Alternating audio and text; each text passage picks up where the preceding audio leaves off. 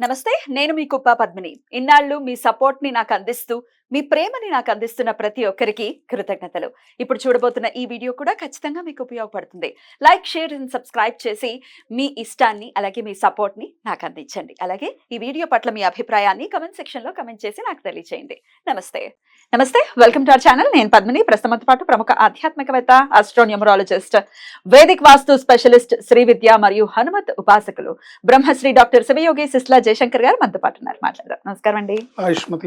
రాశి వైజ్ కూడా చెప్తూ ఉన్నారు ఏ రాశి వాళ్ళు ఈ క్రోధినామ సంవత్సరంలో ఎలా ఉండాలి, ఎలాంటి మన వ్యక్తిగత జీవితంలో కూడా ఓన్లీ గోచారమో గ్రహచారమో కాకుండా మన క్యారెక్టర్ కూడా చాలా బ్యూటిఫుల్ గా ఉన్నప్పుడే అవి గ్రహాలు కూడా యోగించడం, టైం కూడా కలిసి రావడం అనేది ఖచ్చితంగా జరుగుతుంది. సో దాన్ని కూడా మన కన్సిడరేషన్ లో ఉంచుకుని మన బిహేవియర్ ఎలా ఉందనేది కూడా చూసుకోవాలి. తీసుకోవాల్సినటువంటి జాగ్రత్తలు తీసుకుంటూ మరి ఈ క్రోధినామ సంవత్సరంలో సింహరాశి వారికి ఎలా ఉండబోతుంది, ఏమేమి చిన్న చిన్న పరిహారాల ద్వారా ఎలా పీస్ఫుల్ గా ఇయర్ ని గడపచ్చు అనేది ఒక్కసారి మీ ద్వారా. తప్పకుండా అమ్మా. సింహరాశి వాళ్ళు, సింహ లగ్నం వాళ్ళు, సింహరాశిలోకి ఎవరెవరు వస్తారు? మఖ 4 పాదాలు, పుబ్బ 4 పాదాలు, ఉత్తర 1 పాదం వాళ్ళు సింహరాశి కింద వస్తారు. సింహ లగ్నం వాళ్ళు కూడా ఈ పరిహారాలు పాటించాలి.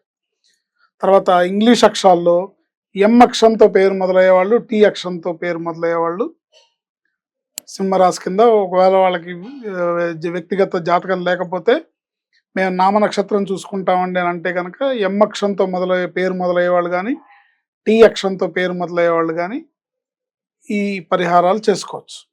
అంటే అఫ్ కోర్స్ ఎవరైనా చేసుకోవచ్చు, బట్ ముఖ్యంగా సింహరాశి కొద్దిగా ఈ సంవత్సరం ఇబ్బందికరమనే చెప్పాలి. వీళ్ళకి ఆర్థికము, ఆరోగ్యం రెండూ కూడా ఇబ్బంది ఈ సంవత్సరం. అందుకని చాలా జాగ్రత్తగా, అప్రమత్తంగా ఉండాలి. అనవసరమైన విషయాల్లో తలదూర్చకుండా ఉండాలి. వాళ్ళ పని వాళ్ళు చేసుకుంటూ ముందుకు సాగాలి. ఒకసారి జాతకం చూపించుకోవాలి. చూపించుకొని ఏమేమి చేయాలి ఈ సంవత్సరం ఇంకా అనేది పూర్తిగా వ్యక్తిగత జాతకాన్ని వాళ్ళు అనాలిసిస్ చేసుకొని సలహా తీసుకోవాలి.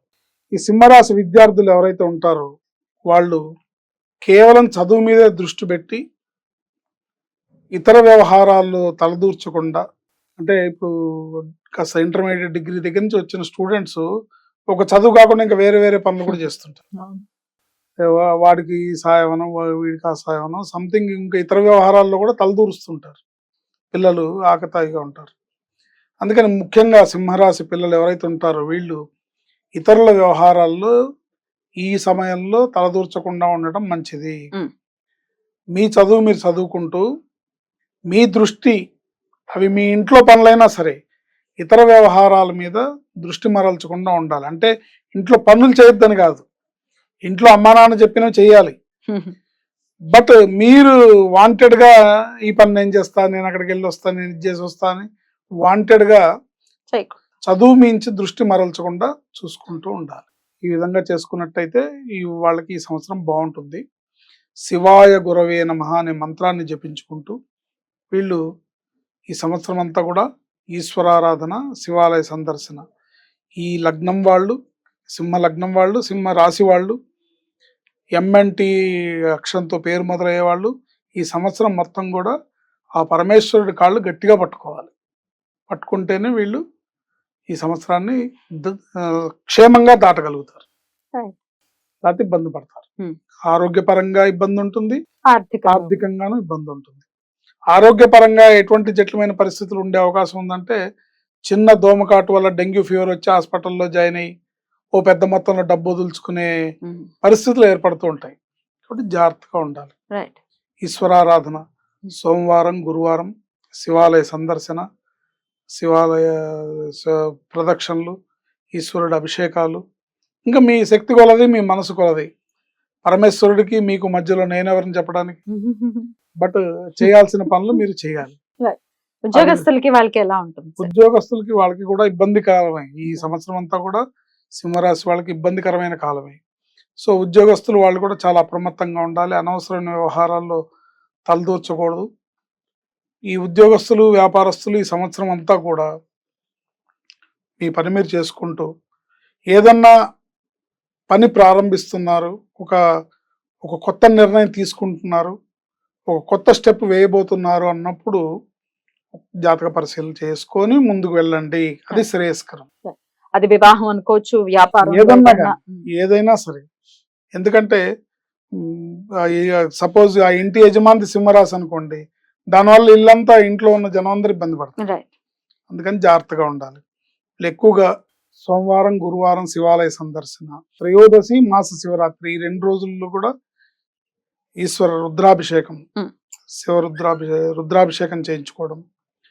ముఖ్యంగా త్రయోదశి రోజు ప్రదోష కాలంలో అభిషేకం చేసుకోవడం అనేది చాలా చాలా ఉత్తమమైన ఫలితాలను ఇస్తుంది. ఏకాదశి విష్ణుమూర్తికి ఎంత ప్రీతం. ప్రధానమైందో, ప్రీతికరమైందో, ఉమ్. పరమేశ్వరుడికి త్రయోదశి అంత ప్రీతికరమైంది అనమాట. పక్కనే వస్తాయి చక్కగా. చక్కగా. అందుకని త్రయోదశి రోజు ప్రదోష కాలంలో సాయంకాలం 5:30, 6 లోపు మొదలుపెట్టి పొద్దున్నుంచి ఏదన్నా మీరు అల్పాహారం తీసుకొని సాయంత్రం అభిషేకం చేసుకొని, రుద్రాభిషేకం మీకు చేతనైతే ఏకాదశి వారం రుద్రాభిషేకం చేసుకోండి, లేదా ఏదన్నా పాశుపతాభిషేకం చేసుకోండి. ఏమీ కాలేదు, మామూలుగా ఏకవార రుద్రాభిషేకం చేసుకోండి. అది కూడా చేత కాలేదు, ఓం నమ శివాయ అని మీరే నీళ్ళు పోయండి స్వామివారికి. సో ఏదోటి మొత్తానికి చేయడం ద్వారా త్రయోదశి రోజు ముక్కోటి దేవతలు స్వామివారి సన్నిధిలో ప్రదోష వేళలో ఆయన ఆనంద తాండవం చేస్తూ ఉంటాడు. త్రయోదశి రోజు ప్రదోష వేళలో అంటే సూర్యాస్తమయానికి 45 నిమిషాల ముందు, 45 నిమిషాల తర్వాత ఉండే కాలాన్ని ప్రదోష కాలంగా చెప్తాం. ఆ సమయంలో పరమేశ్వరుడు ఆనంద తాండవం చేస్తూ ఉంటే ముక్కోటి దేవతలు ఆయన సమక్షంలో ఉంటారు. ఆయనని ఆ సమయంలో మనం అభిషేకం చేసుకోవడం ద్వారా ముక్కోటి దేవతల అనుగ్రహం లభిస్తుంది. ఎంతమంది దేవతలు ఉన్నారో అంతమంది దేవతల అనుగ్రహం, సర్వదేవత అనుగ్రహం లభిస్తుంది. ఈ విధంగా వాళ్ళు చేసుకోవాలి. విద్యార్థులు శివాయ గురవే నమః అనే మంత్రాన్ని జపించుకోవాలి. ఉద్యోగస్తులు, వ్యాపారస్తులు నమఃశివాయ సాంబాయ శాంతాయ పరమాత్మనే అనే మంత్రాన్ని నిరంతరం జపించుకోవడం ద్వారా ఈ సంవత్సరం అంతా కూడా మీకు ఉన్నతమైన ఫలితాలు, ఉత్తమమైన ఫలితాలు, ఎటువంటి ఇబ్బందులకి లోనవ్వకుండా అన్నిటిని కూడా దాటుకుంటూ ముందుకు వెళ్ళగలుగుతారు క్షేమంగా. అయితే వాళ్ళకి లక్కీ కలర్స్, లక్కీ డేస్ ఈ సంవత్సరం అంతా. ఈ సింహరాశి వాళ్ళకి ఈ సంవత్సరం 6వ నంబరు, 9వ నంబరు లక్కీ నెంబర్స్. సోమ, బుధ, గురువారాలు వీళ్ళకి లక్కీ వారాలు. ఏంటి green colour, red colour lucky colours. ఈ విధంగా చేసుకున్నట్టయితే వాళ్ళకి ఈ సంవత్సరం బాగుంటుంది. శివాయ గురవే నమః అనే మంత్రాన్ని జపించుకుంటూ వీళ్ళు ఈ సంవత్సరం అంతా కూడా ఈశ్వరారాధన, శివాలయ సందర్శన. ఈ లగ్నం వాళ్ళు, సింహ లగ్నం వాళ్ళు, సింహ రాశి వాళ్ళు, ఎంఎన్టి అక్షరంతో పేరు మొదలయ్యే వాళ్ళు ఈ సంవత్సరం మొత్తం కూడా ఆ పరమేశ్వరుడి కాళ్ళు గట్టిగా పట్టుకోవాలి. పట్టుకుంటేనే వీళ్ళు ఈ సంవత్సరాన్ని క్షేమంగా దాటగలుగుతారు. బ్యూటిఫుల్. చాలా అద్భుతంగా వివరించారు. ఇక నెక్స్ట్ ఎపిసోడ్ లో కన్యా రాశి గురించి మాట్లాడుకుందాం. Thank you sir. నమస్తే. ఆయుష్మాన్.